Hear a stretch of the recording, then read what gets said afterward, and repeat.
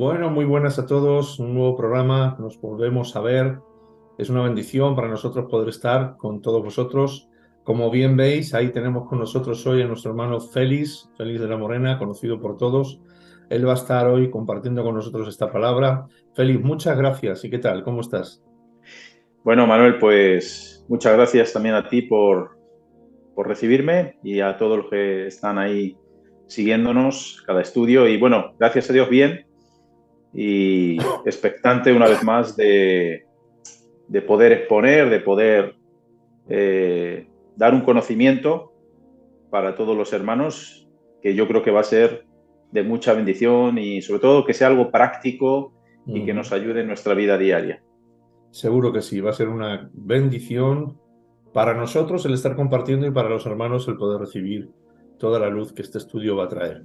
Muchas gracias de nuevo por tu tiempo. Y bueno, hoy estamos en la lección número 15, estamos viendo el calzado espiritual del cristiano. En esta lección vamos a estar viéndolo, basados en Efesios 6:15, donde dice: "Y el calzado de vuestros pies con el apresto del Evangelio de la paz". Y bueno, este versículo, Efesios 6:15, nos está presentando la tercera pieza de la armadura que estamos viendo en este estudio, que protege al cristiano, que es el calzado espiritual. Vamos a ver que está a la medida de cada uno de nuestros pies, diseñado para usarse mientras estamos luchando contra el pecado y contra Satanás. Y vamos a estudiar ahora, en este estudio, los términos sacados de la Escritura. Siempre estos estudios están muy afirmados en la Escritura en cuanto a esta importante parte de la armadura del creyente, que es el calzado. Y vamos a dividir nuestro estudio en tres partes. En la primera parte vamos a ver lo que significa en este versículo, Efesios 6:15, en este contexto, la frase el Evangelio. En segundo lugar, vamos a ver lo que quiere decir la paz. Y en tercero, vamos a ver lo que significa la palabra pies en el contexto de Efesios 6:15. Así como también la capacidad que se da a entender que tiene esta parte de la armadura cuando la Biblia dice la frase el apresto del Evangelio de la paz. Así que vamos ya directamente a nuestra primera pregunta que te planteamos, Félix, para que nos la aclares. ¿Qué podemos decir sobre la primera cuestión, lo que significa en el contexto de Efesios 6 la frase el Evangelio? Muy bien, Manuel, pues me alegra que me hagas esta pregunta porque precisamente este tema, el Evangelio, ha estado muy presente en mi familia en estos días y, y te puedes llegar a sorprender eh, que muchas personas no saben qué significa la palabra Evangelio. Ujú. Incluso me atrevería que dentro de la propia iglesia seguro que hay gente que no sabe lo que significa la palabra Evangelio. Pero la palabra evangelio en su terminología original, en el griego, significa buenas noticias, noticias de gran gozo. Ujú. Y en el Nuevo Testamento, cuando nosotros leemos la Biblia, normalmente siempre la vemos aparejada con el plan de salvación y Ajá. también con nuestra fe. Cuando hablamos de las verdades del Evangelio, la doctrina, tiene que ver mucho con las enseñanzas de Jesús y con su plan de salvación. Pero si vemos, por ejemplo, Lucas capítulo 2, donde esos ángeles se aparecen a los pastores, le dicen lo siguiente. Dice, no temáis porque he aquí os doy nuevas de gran gozo. Ajá. Nuevamente vemos aquí en acción la palabra evangelio, aparejada con un gran gozo, una gran noticia que lleva aparejada un motivo de mucha alegría en este caso. Y Así luego es. añade, dice, la gran noticia era esta, que os ha nacido en la ciudad de David un Salvador que es Cristo el Señor. Todo Ujú. esto está en Lucas capítulo 2. Entonces, el Evangelio en el Nuevo Testamento lo vamos a ver llevando una connotación de gozo y de buenas noticias. Ahora, ¿por qué decimos que el Evangelio es una gran noticia y un gran gozo? Bueno, porque sin duda, vuelvo a decir, es la mayor y la mejor noticia para este mundo. ¿Por qué? Porque en el Evangelio se revela la gracia de Dios, la buena voluntad de Dios para con los hombres a través de Cristo Jesús. Y por lo tanto no hay noticia que se pueda comparar a esta, que el mismo Dios es el que quiere ofrecer su salvación, el que quiere ofrecer su reconciliación, en este caso, a los hombres. Y vamos a ver dos elementos principales que anuncia el Evangelio. El primero sería que Dios perdona y luego da. Ahora, ¿qué queremos decir con esto? Bueno, primero, Dios tiene que reconciliarnos con Él. Primero tenemos que estar en paz con Dios, porque muchas veces la gente quiere los beneficios. La gente quiere que Dios le otorgue cosas, que le dé cosas, que le conceda cosas.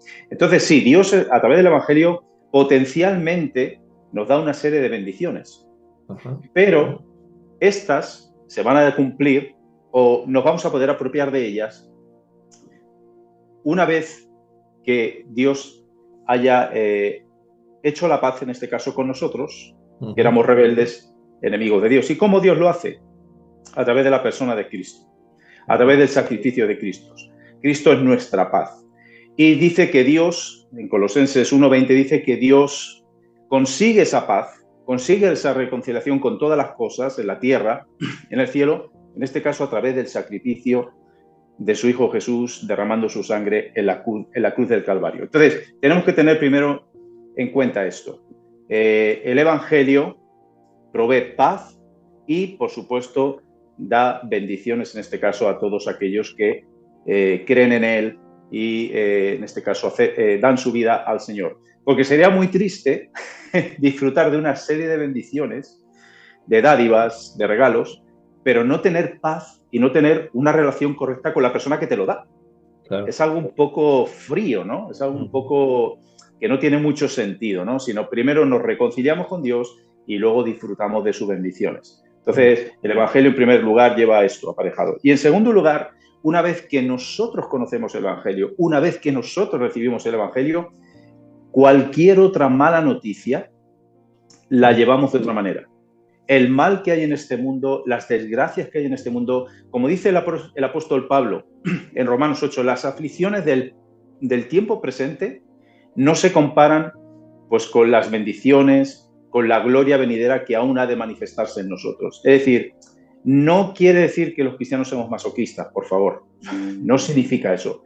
Pero cuando viene vamos a decir, una desgracia, cuando viene una aflicción, cuando viene una tribulación, al tener la gran noticia, al tener la gran esperanza en nuestras vidas, esa mala noticia se filtra a través de la gran noticia que es el Evangelio y de alguna manera como que queda mitigada, queda en un segundo plano, no hace que nos rindamos, no hace que nos quedemos hundidos, sino que el Evangelio hace que podamos seguir mirando hacia adelante, superando todas las pruebas, todas las aflicciones, porque ya tenemos una esperanza y un futuro que en este caso nos hacen perseverar en el Evangelio.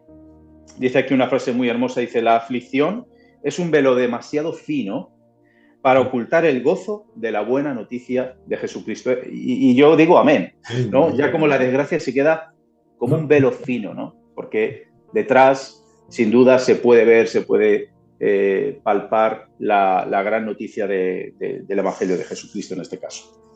Amén, amén. Efectivamente es una muy, muy hermosa frase y una muy hermosa realidad para nosotros los creyentes.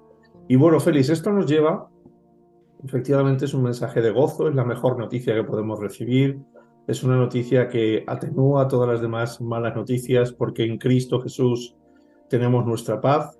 Y esto, bueno, pues nos lleva a las características de un mensaje gozoso, todas ellas encontradas en el Evangelio. ¿Cuáles serían estas características de un mensaje gozoso? Vamos a ver 5 características. Y la primera sería que un mensaje gozoso debe ser bueno. No puede decir que va a traer gozo una mala noticia. Vamos, eso es sin duda algo incongruente, no tiene ningún sentido, ¿vale? Solamente eso es una tontería, por decirlo de alguna manera. Entonces, el Evangelio trae promesas de gran gozo, porque, como hemos dicho antes, es la buena noticia de Dios que tiene reservado un plan, en este caso de salvación, de reconciliación para los pecadores. Recordemos que la ley solamente traía malas noticias a los hombres, porque la ley lo único que podía hacer era acusar, por cuanto nadie podía cumplirla, entonces la única salida que tenía la ley era la condena. Pero, ¿qué es lo que pasa cuando viene el Evangelio? El Evangelio viene con buenas nuevas y nos indica que es un pacto basado en mejores promesas. ¿Por qué? Porque no solamente nos salva del pecado a través de un Salvador, sino que podemos, en este caso, por fin tener una relación de paz y de gozo eterno con el Señor. Sí. El segundo punto sería que el mensaje debe ser tan grande como bueno. Uh-huh. O sea, el ángel le dice, os doy nuevas de gran gozo. No de gozo, sino de gran gozo. Es decir, el Evangelio es no una buena noticia, es una grandísima, una buenísima noticia. ¿Por qué? Porque trae un gozo completo y no hay nada más que añadir. O sea, todo el Evangelio de Dios es más que suficiente. Lo tiene todo, no le falta nada, ni tenemos que añadirle nada. Y si alguien puede pensar que el Evangelio no es una gran noticia, no es la mejor noticia, pues entonces va a tener que mirar a alguien mucho más alto que a Dios. Porque sin duda yo creo que Dios es el más grande, el más alto, y solamente de Él puede venir una gran noticia. Entonces, si alguien pretende encontrar una noticia mayor que el Evangelio, debe buscar a alguien mucho mayor que Dios. Lo va a tener Por lo cual difícil, yo creo ¿verdad? que es muy difícil, por no decir, es imposible. En tercer lugar, dice que un mensaje bueno concierne íntimamente a sus oyentes. Es decir, el público debe tener un interés personal ante esa noticia. Porque no es lo mismo que le pasa al vecino, que le pasa algo bueno y de alguna manera pues tú puedes percibir que es bueno, que es una cosa buena, pero no es lo mismo cuando te afecta a ti directamente. No es lo mismo que se sane tu vecino de una enfermedad que cuando tú estás enfermo y recibes tú la sanidad. Pues hombre, por mucho que te alegres por tu vecino, que nos alegramos, pero no es lo mismo cuando tú eres el que es sanado, cuando eres liberado de ese problema. Ahora, el Evangelio es que, vuelvo a repetir, debemos ver que es algo que nos atañe a nosotros, que es una noticia que debe despertar nuestro interés, porque no fue una noticia o un mensaje que Dios dio a los ángeles, sino que las nuevas de gran gozo era para los hombres y la anunciaron los mismos ángeles. Entonces, por lo tanto, el gozo del Evangelio dice, tu gozo si tienes, en este caso, la fe para recibirlo. Si no, es una noticia que va a pasar completamente desapercibida. Pero si tú tienes fe, eso va a provocar un gozo tremendo y va a decir, oye, esto es para mí. No es algo que Dios lanza ahí a la atmósfera, al aire, sino que es una noticia, es un mensaje que va directo, en este caso a mí, con nombre y apellido, ¿no? A Félix. Claro, el propio anuncio del Evangelio va a producir esa fe para creer en el Evangelio. Correcto. Correcto. Y va a suscitar el interés porque también, aunque es un anuncio que se dio general, pero se aplica de una manera particular. Y esto es muy importante porque va con nombre, es como una carta personalizada, ¿no? A Manuel, a Félix y a todos los que estamos escuchando. En cuarto lugar, también esta noticia dice que trae sorpresa, o debe traer sorpresa, porque sin duda era una noticia desconocida para los hombres. Solamente se muestra, pues lo vemos en este caso con la anunciación de un Salvador, con la anunciación del nacimiento de Cristo. Por fin, por primera vez, los hombres escuchaban que había un plan de salvación, que Dios se acercaba a los hombres, que Dios quería rescatar a los hombres. Se cuenta también la historia de lo que muchas veces provoca una noticia buena, esa sorpresa. Bueno, dice que había un noble en la corte de Enrique VIII en Inglaterra que estaba preso y estaba condenado a muerte. Pero finalmente el rey emitió un indulto. Y entonces cuando llegan a la cárcel y le dan la noticia a este hombre, dice, fue tal el gozo y la sorpresa que se murió. le dio un perrendengue y se quedó en el sitio de pura sorpresa que provocó en este caso la noticia en él. Bueno, pues en este caso vemos que las noticias divinas sobrepasan con diferencia a las naturales, ¿no? No es lo mismo la misericordia, en este caso de Dios, que la misericordia que nosotros podamos tener como hombres. Es que no se comparan. No es lo mismo tampoco la liberación del infierno como, en este caso, de la muerte temporal. Es decir, es que las noticias de Dios, el Evangelio de Dios, trasciende y sorprende mucho más que cualquier buena noticia que tengamos, en este caso, entre los hombres. Y por último, en quinto lugar, dice el mensaje, este mensaje, o un mensaje, debe ser una verdad comprobada. Es decir, esto no es un mero rumor, un mero chisme, un me han dicho, me han contado, pero no sé si será verdad, sino que en este caso el mensaje del Evangelio viene avalado por Dios, por el mismo Dios, o sea, a través de la persona de Jesucristo. El mismo Padre, en ese Jordán, en ese monte de la transfiguración, dice que los cielos se abrieron y se oyó la voz de Dios, diciendo, este es mi Hijo amado, en el cual tengo complacencia, a él oíd. O sea, el mismo Dios, Padre, pone su sello, su aval, en este caso sobre Jesucristo, diciendo, oye, lo que él dice es la verdad y a él debéis escuchar. Y luego también tenemos que tener en cuenta que Dios no se puede negar a sí mismo, que Dios no es mentiroso, Dios no es un hijo de hombre para mentir, ni tampoco para arrepentirse. Oye, ahora prometo esto, pero mañana ya veremos a ver. No, lo que Dios ha dicho sin duda se va a cumplir. Y fíjate lo que dice 1 Timoteo 1:15, me encanta este versículo, dice, palabra fiel y digna de ser recibida por todos, que Cristo vino al mundo para salvar a los pecadores. Palabra fiel y digna. Luego esto, sin duda, es lo que define el Evangelio. Es Dios poniendo su aval, su sello y su garantía. Así es, así es. Bueno, podemos ver entonces, Félix, muy claramente, con todo esto que nos explicas, lo que significa para la humanidad el anuncio del Evangelio, lo que significa el Evangelio para la humanidad, ¿no? Sin embargo, vemos también, por desgracia, cómo el diablo actúa, en este caso, cegando a los hombres para que no crean esta buena noticia, para que no reciban esta buena noticia, para que no llegue a su entendimiento, no llegue a su corazón, debido precisamente a eso, que están cegados y adormecidos por su ignorancia del Evangelio. Entonces, la pregunta a plantear, Félix, sería, ¿podemos decir entonces que el mundo rechaza el Evangelio? Bueno, yo creo que cuando leemos los Evangelios y se narra la venida del Salvador, en este caso de Cristo, estamos hablando en un contexto judío, ellos estaban esperando un Mesías que los libertaría. Y vemos que la reacción lógica debería haber sido que todos los judíos, en este caso, salieran al encuentro de ese Mesías, de ese Salvador, con gozo, con alegría. Pero vemos que ese Mesías, la persona de Jesús, más que en un Salvador, se convirtió inmediatamente, poco después, en un enemigo. Esa fue la reacción del pueblo judío. El mismo Juan lo dice en el capítulo 1 de su Evangelio, a lo suyo vino, pero los suyos no le recibieron. Ahora, podríamos pensar, bueno, quizá al haber Jesús nacido en un establo, con un origen humilde, no era de una familia real, quizá cuando él empezara su ministerio y empezase a desplegar pues, los milagros, empezase a articular la doctrina, el mensaje de parte de Dios, los judíos lo aceptarían.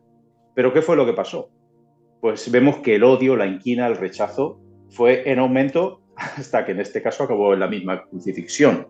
Entonces vemos que, bueno, pues que el mundo no ha cambiado en ese sentido, que el hombre no ha cambiado en ese sentido, y la invitación del Evangelio sigue en pie, sigue firme, como dice Mateo 11:28, venid a mí todos los que estáis trabajados, los que estáis cansados, y yo os haré descansar. Es decir, todavía Dios sigue invitando al ser humano a reconciliarse con él, a ser libre, en este caso, del pecado. Y también en otros pasajes del Evangelio, la invitación o el mandato es arrepentíos y creed en el Evangelio. Entonces, lo que Cristo hace, sin duda, lo sabemos. Todo el que viene a él, pues recibe salvación, recibe perdón de pecado, recibe vida eterna. Y hay mucha gente, Manuel, fíjate que es curioso, que entiende esto. ¿Cuántas veces hemos hablado en la calle con gente que, no, si yo entiendo, si yo lo veo, pero dice, pero prefiero todavía seguir viviendo mi vida. Voy a dejar esto ahí, aparcado, y yo ya tendré tiempo como para arreglar este asunto. Pero sabemos que desgraciadamente a veces que esto no funciona así, sino que al final estamos mostrando una incredulidad, estamos mostrando un rechazo. y la palabra es clara, dice, el que no ha creído en el Hijo del Hombre ya ha sido condenado. Entonces, estos que juegan un poco a esto, al final se engañan, porque lo que les espera es el juicio de Dios, la ira de Dios, y no van a poder resolver ese asunto una vez que hayan muerto. La palabra es clara, está determinado que los hombres mueran una sola vez y después el juicio. Y ahí no hay ninguna posibilidad de arreglo. Ahora, sí es cierto que gracias a Dios, pues hay un remanente en este caso pues de hombres, de creyentes, que somos los que hemos entendido también como estas personas el Evangelio, pero no lo hemos dejado, sino que lo hemos visto como algo a resolver urgentemente. Era algo que no podíamos dejar aparcado, sino que necesito ponerme a cuentas con Dios.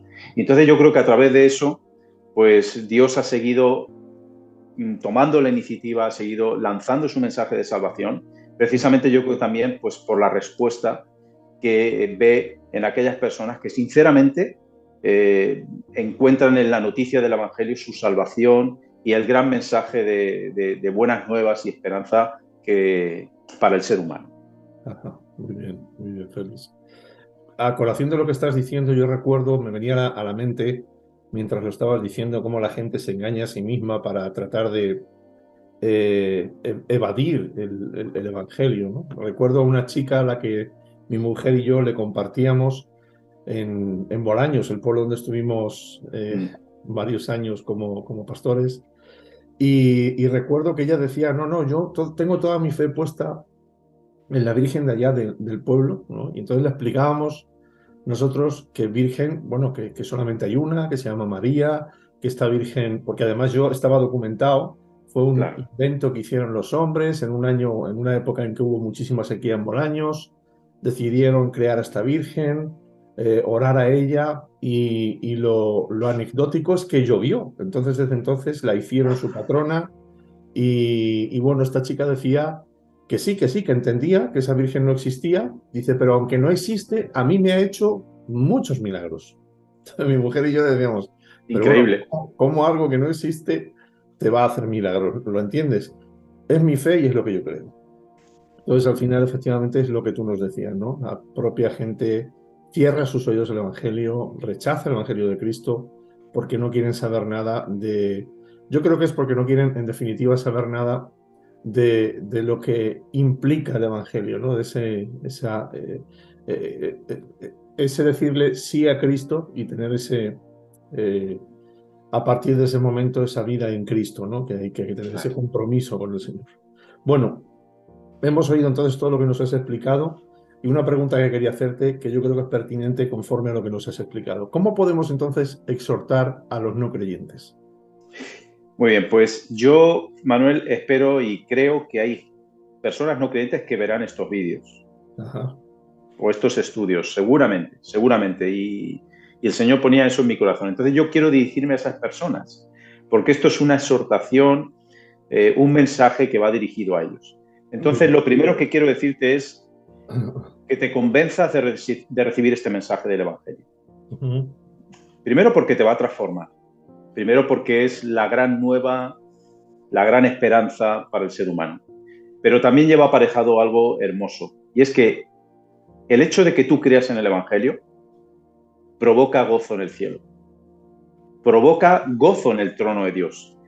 La propia Escritura dice que habrá más gozo en el cielo por un pecador que se arrepiente. Dice la Escritura varias veces en las parábolas, dice que hay gran gozo en el cielo cuando un pecador se arrepiente. Habla de la oveja perdida, habla del hijo pródigo, habla de la moneda perdida. Hay una serie de parábolas que precisamente destacan este aspecto. No solamente el gozo que provoca en la persona, en el pecador, sino en el cielo. Entonces yo quiero animarte, en este caso, a que quizá puedas pensar, yo soy una persona que nunca he dado buenas noticias. Mi propio estilo de vida es un desastre, ¿no? Me ven mis padres y lo único que provoco es desgracia, tristeza, amargura, pero mira, el Evangelio te da la oportunidad de que puedas dar una gran noticia a alguien. En este caso sería a Dios. Así que por ahí te invito a que medites en esto. Lo siguiente sería que la venida de Cristo a esta tierra fue el acto de mayor humillación para él. No sé si has pensado en eso, pero Cristo se humilló. Recuerda algo, Jesucristo es Dios mismo, es la segunda persona de la Trinidad.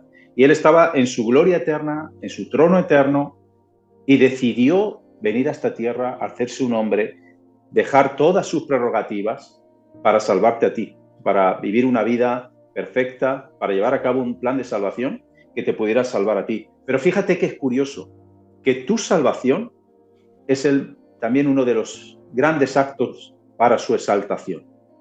Dice la palabra en Isaías que verá el fruto de su aflicción y quedará satisfecho. O sea, cuando nosotros creemos en el Evangelio, eso provoca satisfacción, en este caso a Dios. Luego ahí tienes otra gran noticia, otro gran punto por el cual puedes pensar. Pero también te quiero decir, amigo, que nos ves, y es que si bien te estoy diciendo que el Evangelio son buenas nuevas para ti, son buenas nuevas para Dios, también quiero decirte la otra cara de la moneda.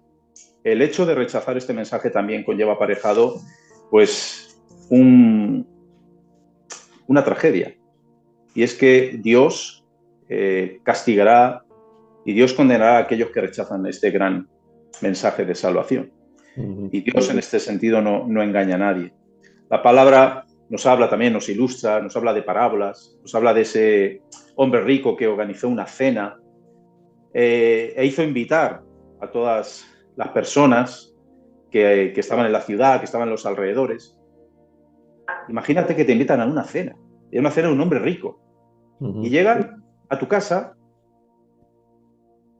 y tú desprecias esa cena. Diciendo, bueno, no, yo es que prefiero ver al Real Madrid. No, yo es que prefiero dar una vuelta con mis amigos. No, yo es que prefiero ir a comprar ciertas cosas. Al final, como digo, la gente es capaz a rechazar esta gran noticia por cosas que son totalmente secundarias, cosas perecederas. Y Dios esto lo tiene en cuenta. Y así como estas personas cerraron su corazón en este caso a esa invitación tan grande, tan hermosa, pues en este caso Dios también cerrará, en este caso, las puertas del cielo para todos aquellos que rechazan este gran mensaje. Fíjate. Pues nos has hecho una exhortación práctica, ¿eh? No solamente nos has respondido a la pregunta cómo podemos exhortar a los no creyentes, sino que nos la has dado de una forma práctica, así que magnífico, muy bien. Pero ¿y cuando hablamos de los creyentes, Félix? ¿Cómo podemos exhortar a los creyentes? Pues también es interesante, ¿no? Que quiero decirme también en este caso a los hermanos en la fe, a los hermanos en el cuerpo de Cristo. Dice Eclesiastés 10:19, este dicho de Salomón dice, por el placer se hace el banquete. Y lo que estoy seguro es que Dios desea que disfrutemos de esta nueva vida en Él, de todas las bendiciones del Evangelio. De hecho, en el Antiguo Testamento no se permitía que los enlutados fueran a las fiestas, a las mesas. Entonces, ¿cómo podemos aplicar esto en nuestras vidas? ¿Cómo podemos recomendar a alguien venir a Cristo, vivir el Evangelio, si nosotros no estamos disfrutando de Él? O si nosotros no estamos siendo un vivo ejemplo de que el Evangelio llena nuestra vida, de que el Evangelio es nuestro todo. Eso sin duda es muy difícil, que personas puedan creer simplemente por lo que decimos si luego no ven un estilo de vida que respalde todas esas palabras, ¿no? Entonces quiero animar en este caso a los creyentes a que vivamos la realidad del Evangelio con gozo. A veces los cristianos parece que estamos amargados o que no nos gozamos, que no nos alegramos. Y la gente yo creo que tiene un concepto muchas veces erróneo. No quiero decir que no tengan razón, quizá por lo que ven. Entonces yo animo a los hermanos a que vivamos con gozo, con alegría, decir, mira, es que yo no dejo al Señor para nada, yo no dejo este estilo de vida que tengo en el Señor para nada, porque para mí es lo mejor, porque soy feliz, porque tengo gozo. Y si la gente ve eso, pues sin duda va a provocar una atracción. Ahora bien, vivimos también unos tiempos pues donde la Iglesia, muchos creyentes, pues son influenciados por las modas. A veces están buscando más las cosas del mundo, los estándares del mundo, los cánones del mundo, y eso también, pues en este caso, provoca que la gente no vea un atractivo en nosotros o se puedan confundir. Porque muchas veces la gente puede pensar, bueno, ser cristiano es esto, pero realmente no es ser cristiano. Entonces podemos dar una visión o una versión del Evangelio, en este caso adulterada. Y eso va a provocar que personas no lleguen al conocimiento de la verdad, Ajá. sino que van a hacer ahí una especie de mezcla. Pues yo puedo vivir con un poquito de Dios, pero puedo seguir teniendo mis cosas del mundo. ¿Y por qué? Porque lo estoy viendo en iglesias, porque lo estoy viendo en ciertos creyentes. Entonces, hermanos y en este caso amigos de la fe, pues nuestro gozo lo encontramos en nuestra comunión con Cristo. Lo encontramos en la salvación que hemos recibido de Él, lo encontramos en la comunión con los hermanos, lo encontramos en este caso sirviendo en la iglesia, lo encontramos en la comunión que tenemos los unos con los otros, lo encontramos también ayudando al prójimo. En fin, lo encontramos en un montón de cosas que como cristianos hacemos y sin duda todo esto debe provocar una diferencia para que este mundo que no cree en el Señor pueda ver algo diferente. Fíjate que es curioso, en Hechos capítulo 2 dice que por el testimonio de lo que veían en la iglesia, muchos se añadían al Señor. Muchos se añadían por la comunión, porque compartían las cosas, por la generosidad, porque alababan, porque adoraban. Esas deben ser nuestras señas de identidad. Ajá. Y no era una iglesia amargada. Claro. Pero Claro. gente se añadía, gente veía una diferencia. Y creo que nosotros debemos ser, sin duda, de esa manera para impactar, en este caso, a un mundo que no conoce a Dios. Muy bien, Félix. Pues así, casi sin darnos cuenta, hemos llegado al final de nuestro estudio. Hemos visto en este estudio que nos has arrojado mucha luz sobre el calzado, que es esta parte del calzado del Evangelio, el apresto del Evangelio, que es esta parte de la armadura del cristiano. Hemos visto pues lo que significa en el contexto de Efesios 6 esa palabra, el Evangelio. Hemos visto también las características de un mensaje gozoso. Nos has hablado de cómo el Evangelio es un mensaje que produce gozo, que produce sorpresa. Y bueno, pues hemos visto las características de un mensaje gozoso, todas ellas encontradas en el Evangelio. Hemos visto también cómo, por desgracia, el mundo rechaza el Evangelio, ¿verdad? Porque está cegado por la obra de Satanás. Hemos visto también cómo podemos exhortar a los no creyentes. Nos has hecho una exhortación práctica, no solamente nos lo has explicado, sino que ha sido algo muy práctico, algo muy bueno. Y hemos visto también, por último, cómo exhortar a los creyentes. Creo que es un estudio muy bueno el que nos has dado. Quiero darte las gracias por toda esta luz que nos has expuesto, que nos has arrojado. Y bueno, pues llegamos aquí al final. No sé si quieres decir alguna cosa al final, al terminar, algo que quieras decirnos o añadir. Bueno, Manuel, pues darte las gracias también a ti, en este caso por la conducción, pero como bien has dicho, espero que no solamente se quede en una teoría, sino que lo llevemos a la práctica, que es el Amén. objetivo, sin duda, de estos estudios. Amén, amén. Muy bien, pues hasta aquí este estudio.